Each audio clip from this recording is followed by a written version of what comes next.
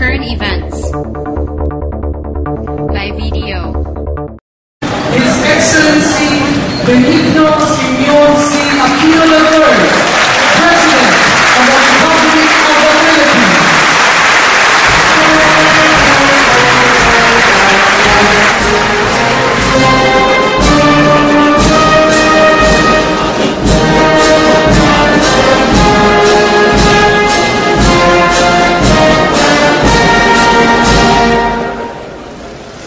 The Senate joint session is hereby called to order.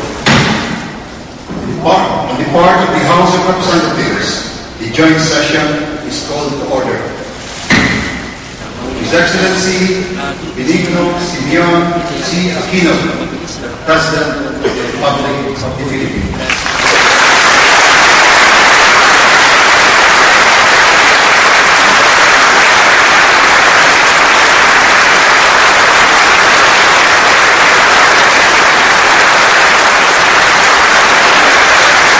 Speaker Feliciano Belmonte, Senate President Juan Ponce Enrique, Vice President Pedro Marcidina, Chief Justice Renato Corona, former Presidents Fidel Valdez Ramos and Joseph Ejercito Estrada, members of the House of Representatives in the Senate, distinguished members of the Diplomatic Corps, my fellow workers in government, mga minamahal ko po tayo. Sa bawat sandali po ang mamamahala, ay nakaharap tayo sa isang sanadaan.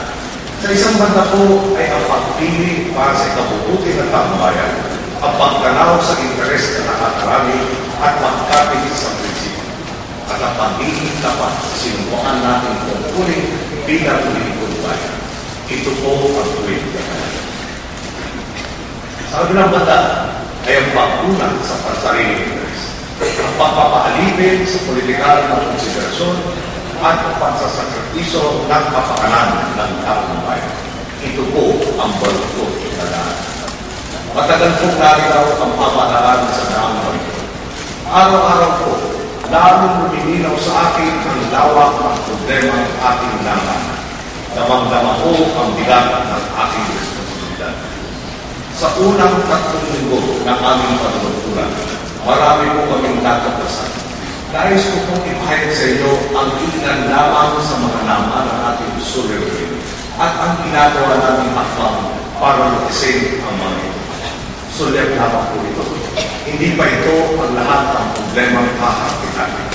Inilihim at sadyang iniligaw ang sampayan sa totoong kalagayan ng ating bansa.